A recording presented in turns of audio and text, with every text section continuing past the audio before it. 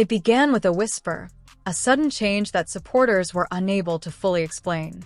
Once renowned only for her hard work and physical prowess, Sophie Cunningham was abruptly transformed. Sure, she still moved with the same ferocity, but her mannerisms had changed. Off the court, the strong competitor we had all witnessed dying for loose balls was now the center of attention.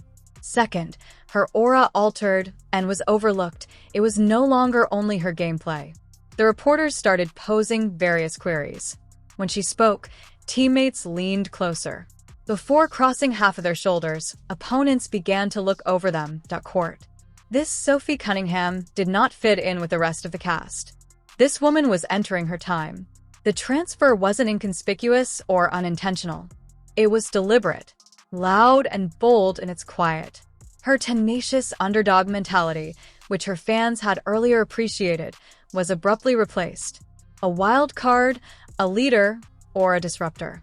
Sophie started to exude something greater than basketball and stopped being merely a bench presence. She had the appearance of someone who had decided it was time to take the lead and had stopped waiting for approval. The WNBA as a whole was forced to follow her when she did.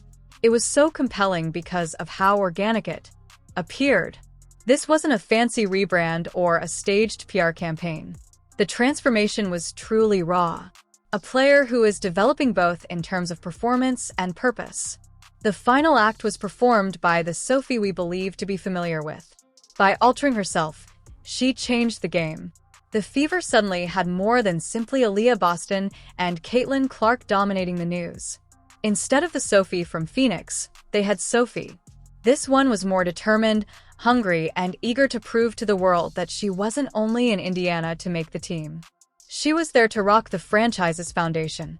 Long before her voice became famous after the game, and long before the viral interviews at Rockbridge High School, Sophie Cunningham was already leaving her mark. She dominated her squad in addition to leading it. 4 consecutive state titles, nearly 2,000 points, an All-American McDonald's badge match. The girl wasn't a basketball player. It was her home. However, Sophie's credentials isn't what makes her dangerous. She doesn't want to stop.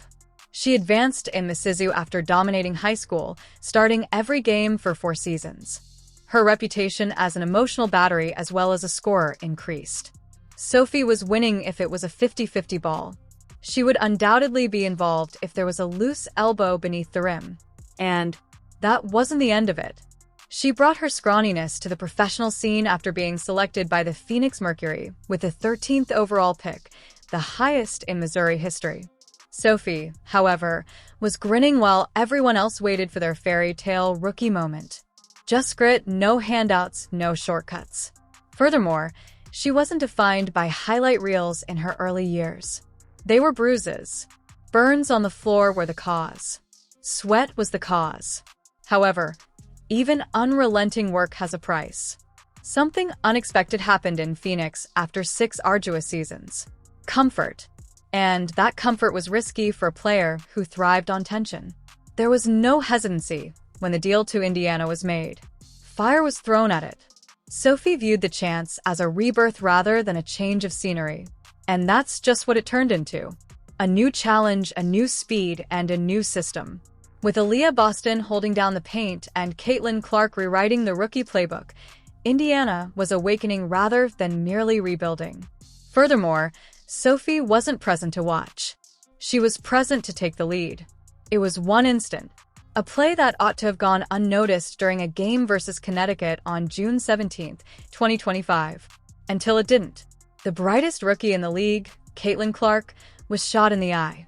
Sophie moved quickly, even when the gym froze. She pushed JCS Sheldon to the ground and crossed the court before the fans could comprehend what had happened. It was noisy. It was uncooked.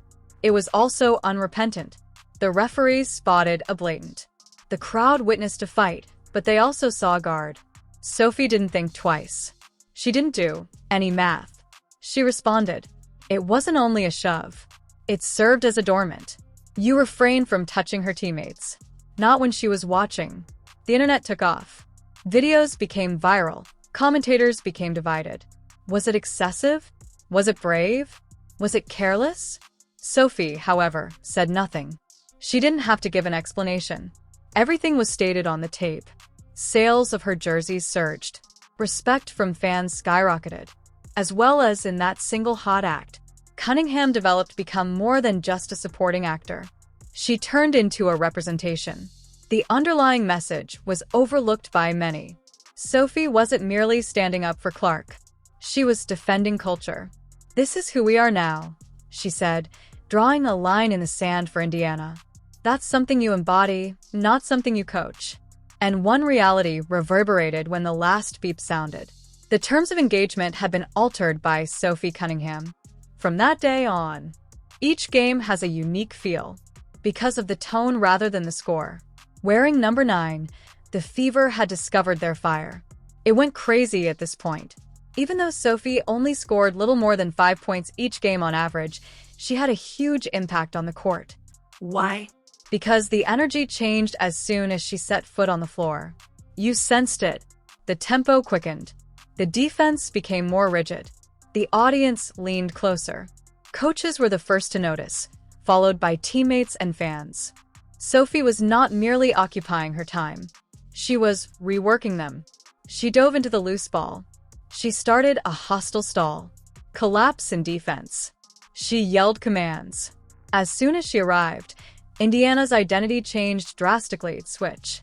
Furthermore, she wasn't doing it for attention. She was acting in this way because she didn't want to be invisible. The majority of bench players quietly accept their position. Sophie's was emphasized. She played each possession as if it were the 7th game. Every shot, edit, and screen served a specific function. Sound did not make her presence loud. The impact caused it to be noisy. While others waited for momentum to arrive, she shaped the game rather than merely playing it. Sophie brought it. That mindset is that of a leader, not a role player. And the conversation changed when Indiana started stacking victories. Sophie's place in the rotation was not at issue. The question was if the group could work without her energy. She was their lifeblood, even if she wasn't their top scorer.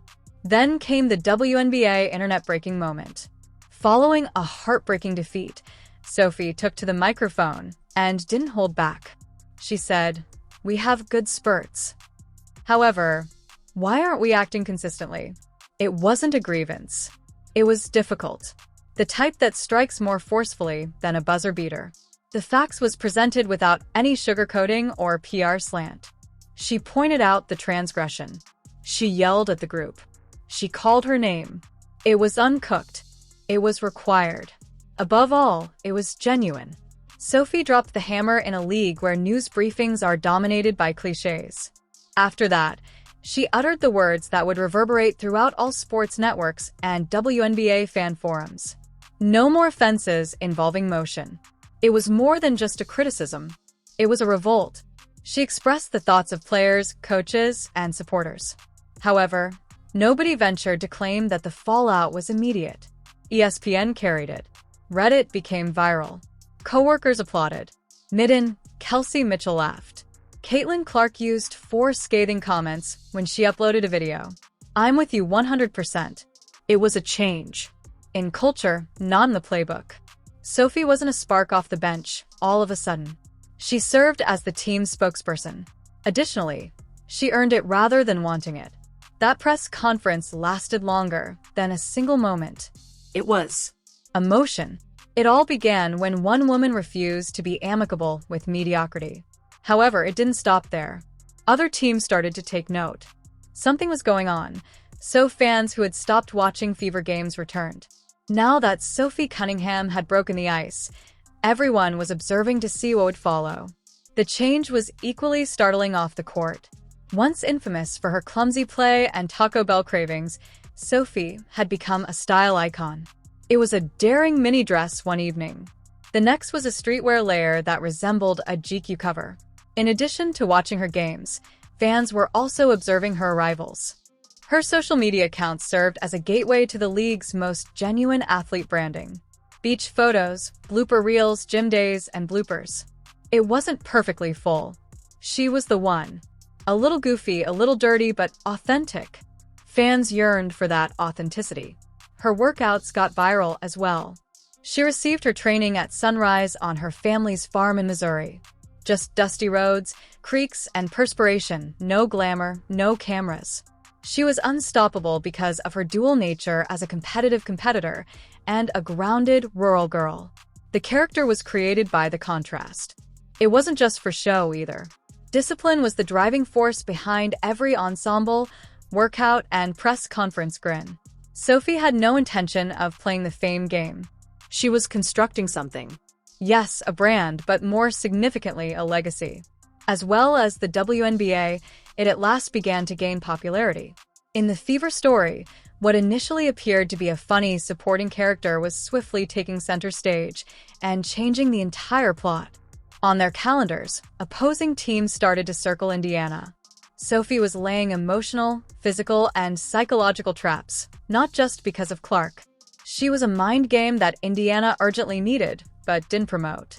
Cunningham produced moments that existed in the fringes and weren't featured in highlight reels in game after game. Moments that reversed narratives, altered momentum, and shattered confidence. If it was difficult, she had the ability to infuse the court's enthusiasm with a screen, a bench rally, or a smirk following a clutch three. Her presence might prevent a resurgence. A locker room may be awakened by her voice. She wasn't merely responding to the match. She was making real-time edits. Then came the moment that made everything clear. When it came to Atlanta, the Fever were lagging. The crime had paused. Supporters held their breath. Sophie comes in. One contested layup, 2 deep threes, and a charge that was drawn in less than 3 minutes. She wasn't only involved in the resurgence. She was a resurgence. It was the type of stretch that distinguishes pilots from passengers and players from playmakers. She dismissed the accolades after the game with a half-joke. It's time, damn time. However, there was something sharper beneath the smile. It wasn't a stroke of luck. It was anticipated. She now anticipates being that player. Sophie Cunningham appears as the scoreboard closes. The lights are at their brightest, and the noise is unbearable.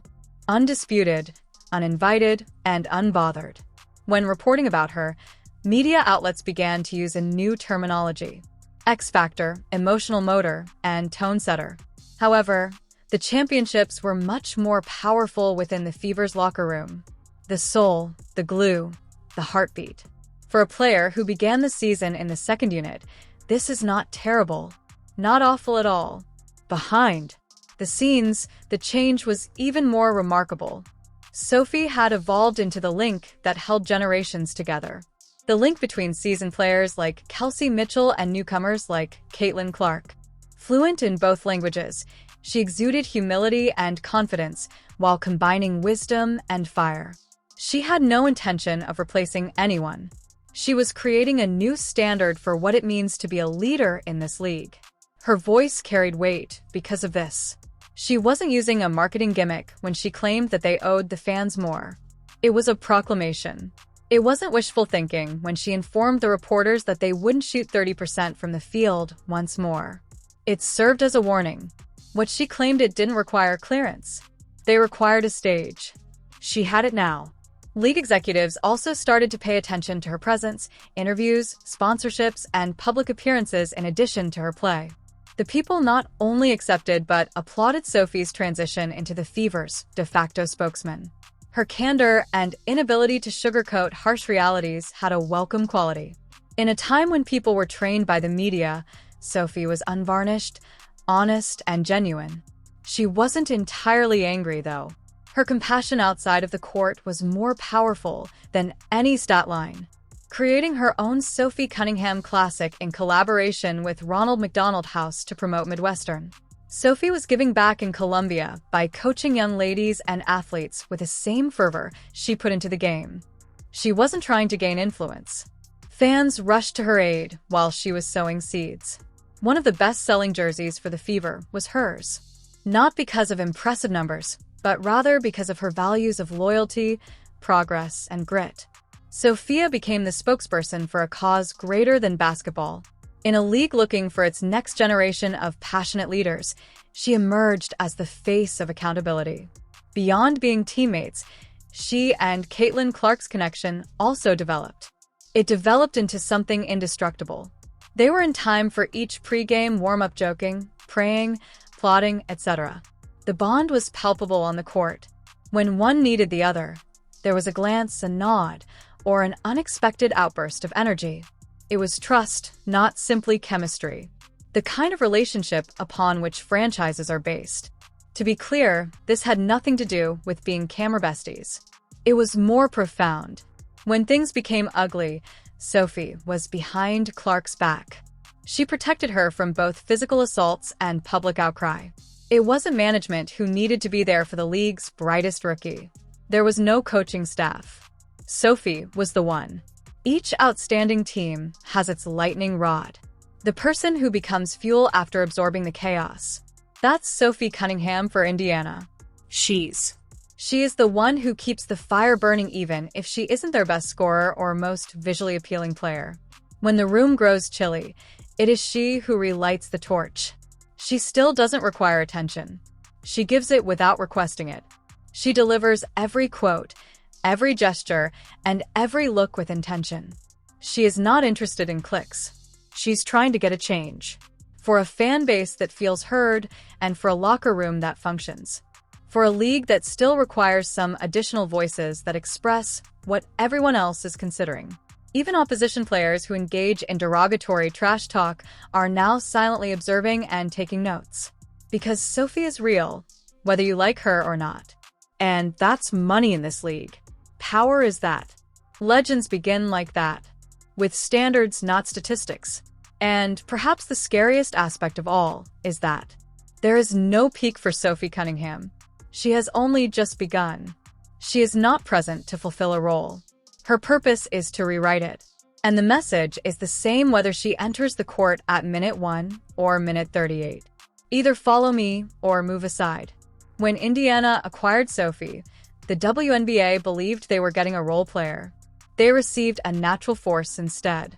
She now leaves the same message behind her in every venue she enters, every microphone she passes, and every jersey she signs. It's Sophie Cunningham's league is currently